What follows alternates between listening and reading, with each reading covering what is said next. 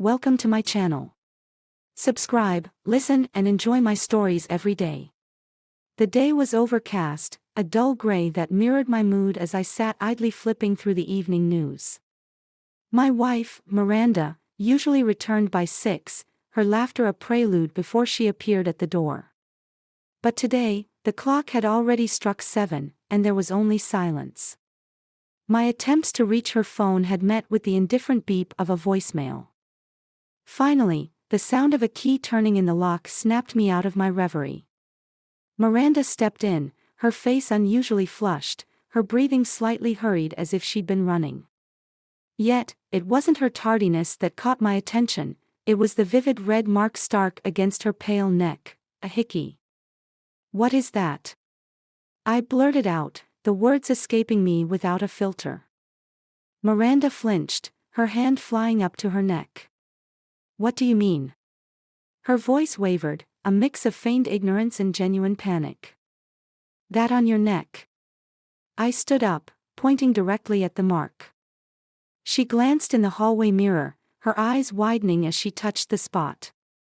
"Oh, this? It's nothing. Just bumped into the open cabinet at work," she stammered, avoiding my gaze. I felt a cold anger settle in my stomach. "Miranda, cabinets don't leave hickeys." Her face crumbled for a moment before she composed herself. "Tom, It's not what you think. It was a stupid mistake." "A mistake?" I echoed, the volume of my voice rising with each syllable. "By whom? You or him?" Miranda's shoulders slumped as if the weight of her deceit was suddenly too much to bear. "It was just a moment of foolishness with a colleague," she confessed, her voice a whisper now. I shook my head, feeling a mix of horror and disbelief. "Who?" The single word was a demand, filled with betrayal. "I can't, Tom. It doesn't matter who." "But it does matter." I countered sharply. "It matters to me, Miranda." She hesitated, her lips parting as if to speak, but then closed them again. Her refusal to name the person felt like another betrayal. The air between us was thick with unspoken words and broken trust. "I need some air," I muttered, grabbing my jacket and heading for the door. I could feel her eyes on my back, but I didn't look back. The cool evening breeze was a small relief against the heat of my anger. As I walked, the thoughts whirled in my mind like a maelstrom. How long had it been going on? Were there others? Each question pounded in my head with no answer forthcoming. By the time I returned, Miranda was sitting on the sofa, her face buried in her hands. "I think you should leave for tonight," I said, my voice steady despite the turmoil inside. "Tom, please, let's talk about this." Her voice was pleading. "I don't know what there is to talk about right now. I can't even look at you." The words were harsh, but they were my raw, painful truth. She nodded slowly, her defeat palpable as she gathered a few things and left. The door closed softly behind her, and I was alone with the silence and my swirling thoughts. That night, sleep eluded me. Lying in the dark, I resolved to take action, not just to mend the broken pieces of my heart, but to confront the reality of our shattered life together. This betrayal would not define me, nor would it go unchallenged. My plan began to form, a plan that would ensure I was never betrayed again. The following morning dawned with a sense of grim determination settling over me.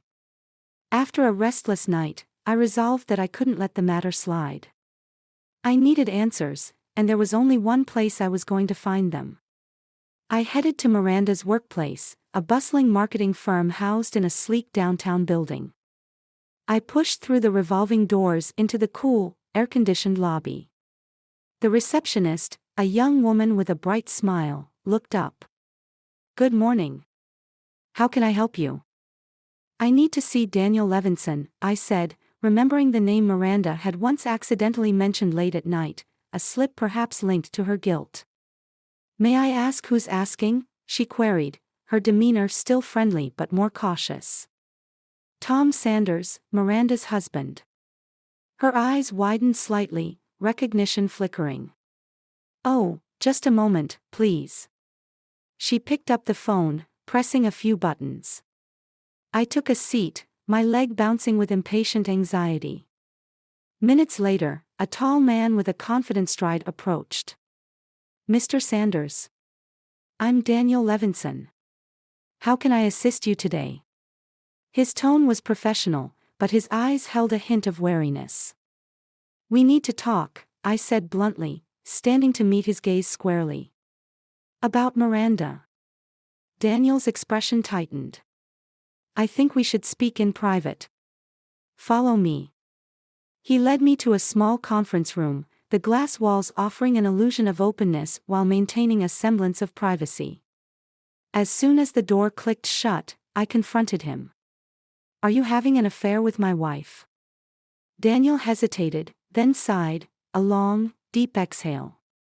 Tom, I'm sorry you had to find out this way. It was never meant to hurt anyone. Anger flared within me, but I kept my voice steady. How long? It's been a few months, he admitted, looking down at his hands. It started as just. I don't know, something foolish and not serious, but. Save it, I cut him off. I'm not here for excuses. Daniel nodded, his face grim.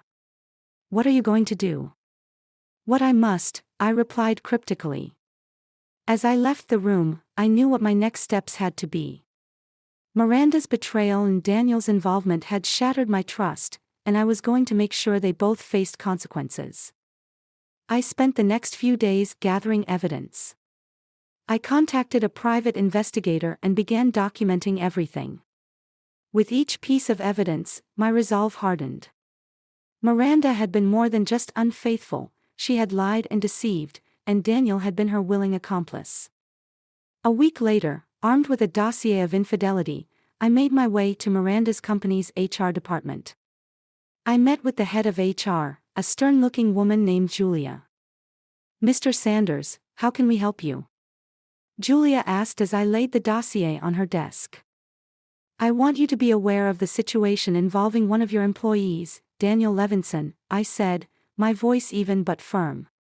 This goes against your company's policy on workplace relationships and professionalism. Julia flipped through the documents, her expression growing increasingly concerned.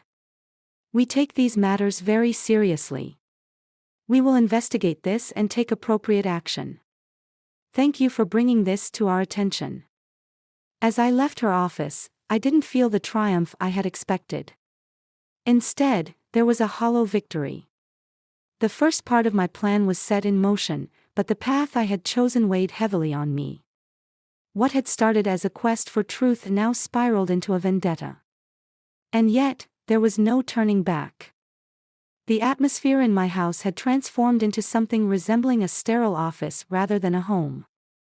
The silence was a constant companion, filling up the spaces where Miranda's laughter once echoed. Over the past days, her attempts to reach out had been persistent, her messages filling my phone's screen with apologies and pleas for a conversation. I had ignored them all, focusing instead on my next move. Today, I decided it was time to confront her face to face, to see if there was any shred of truth in her remorse. I arranged to meet her at a quiet cafe, a neutral ground bathed in the soft light of the early afternoon. Miranda was already there when I arrived, sitting at a back table, her eyes red-rimmed. As I approached, her posture stiffened, a wary expression crossing her features. Tom, she began, standing up, her voice shaky. Thank you for coming. I nodded, signaling her to sit. Let's cut to the chase, Miranda. What do you want from me? She took a deep breath, clasping her hands tightly in her lap. I want to explain. Not to excuse my behavior, but to provide some context. Maybe then you can understand. I sighed, a part of me curious despite the anger. Explain then. It started during the company retreat last year. Daniel and we were part of the same project team. It was just work at first, but, she trailed off, looking away. But you decided to betray our marriage, I interjected coldly. Yes, and I regret it every day. It was a mistake, Tom. A horrible, terrible mistake, she pleaded, her eyes meeting mine, a tear trickling down her cheek. The sight of her distress was unsettling, but the hurt was too deep. And now you expect what? Forgiveness? A second chance? I don't expect anything. I just want you to hear my side. I've ended things with Daniel. It's over. I want to fix this, if it's even possible, she whispered. The raw honesty in her voice tugged at something inside me, but I was quick to wall it off. You want to fix this now? After everything? Yes, if you'll let me. I know I don't deserve it, but I love you, Tom. The words stung, a reminder of what had been. I stood up, my chair scraping against the floor. I need time, Miranda. What you did, it's not something I can just get over. I understand, she said, her voice breaking. I'll give you all the time you need. As I walked away, the weight of our conversation bore down on me. My strides were heavy, each step echoing the turmoil inside. The days that followed were filled with a mixture of silence and legal discussions. The divorce papers were drawn up, the division of assets listed in cold, legal terms. Our home, once filled with dreams, was now just another asset to be divided. One evening, as I sat alone in the living room, the phone rang. It was Julia from HR. Mr. Sanders, I wanted to update you on the situation. After a thorough investigation, we've decided to terminate Mr. Levinson's employment for violating our company's conduct policy, she informed me, her voice formal. I nodded to myself, a sense of finality washing over me.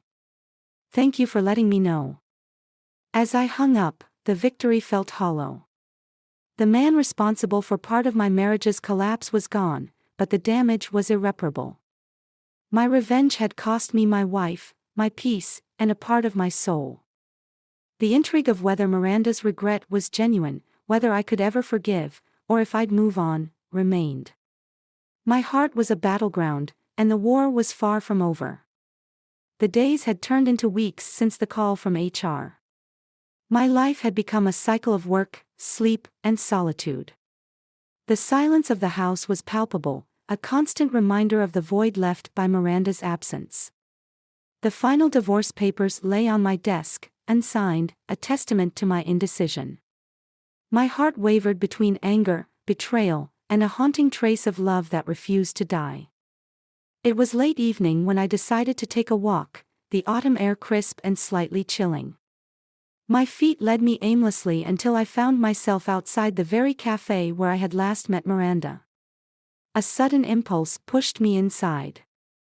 I ordered a coffee and sat at the same back table, lost in thought. The bell above the door jingled, and a familiar voice caught my attention. It was Miranda, and she wasn't alone. Daniel was with her. They hadn't noticed me, they were too caught up in their heated conversation. I told you, it's over. We agreed that night was a mistake, nothing more, Miranda hissed, her voice low but sharp. Daniel's face was tight with frustration. Miranda, we can't just pretend it didn't happen. We have to figure this out. I felt a cold grip on my heart. They were talking about their affair, yet something didn't add up. Her tone, her body language, it was defensive, regretful.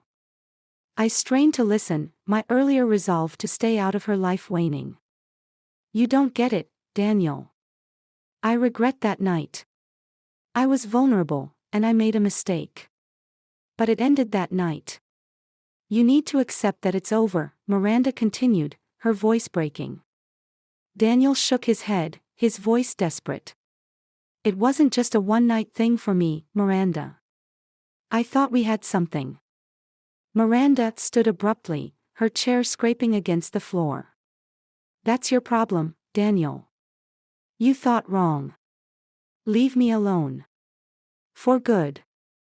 As she stormed out, Daniel sat back, defeated. I was left reeling. Had I misunderstood the extent of their affair? I approached Daniel, my presence catching him off guard. Was it really just one night? I asked, the question burning through me. Daniel looked up, startled. After a moment of hesitation, he nodded. Yes. It was a mistake. She made that clear to me, again and again. The revelation hit me like a wave. All this time, I had let one mistake catalyze the destruction of our marriage, fueled by assumptions and hurt. I left the cafe in a daze, my mind racing. I walked back home, the streets blurring around me. By the time I reached my doorstep, I had made up my mind. I pulled out my phone and dialed Miranda's number. Tom. Her voice was wary but hopeful. Miranda, we need to talk. In person. Can you come over? I managed, my voice steady. Of course, I'll be there in 15 minutes, she replied, a note of urgency in her tone. When she arrived, the air between us was charged with a mix of anticipation and fear. I spoke to Daniel tonight. He told me it was just one night, I began without preamble. Miranda nodded, tears glistening in her eyes. It's true. It was the biggest mistake of my life, Tom. I've hated myself every day since.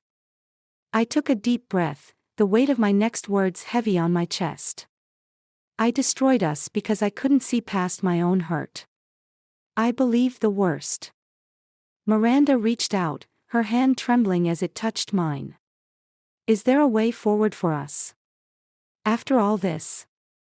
I pulled away, the decision clear in my mind, though it tore at my heart.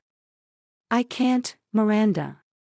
The trust is broken beyond repair. It's not just about the infidelity. It's about how easily everything we built was shattered. She stood, her tears now freely flowing. I understand, Tom. I'm so sorry for everything. As she left, the finality of the moment settled in. The intrigue, the assumptions, had led to irreversible decisions fueled by pain and betrayal. The door closed softly behind her, and I was alone, surrounded by the echoes of what could have been. In seeking retribution, I had lost a chance for reconciliation, forever altering the course of our lives. The deception, once revealed, left nothing but the remnants of a love lost to misunderstanding and regret.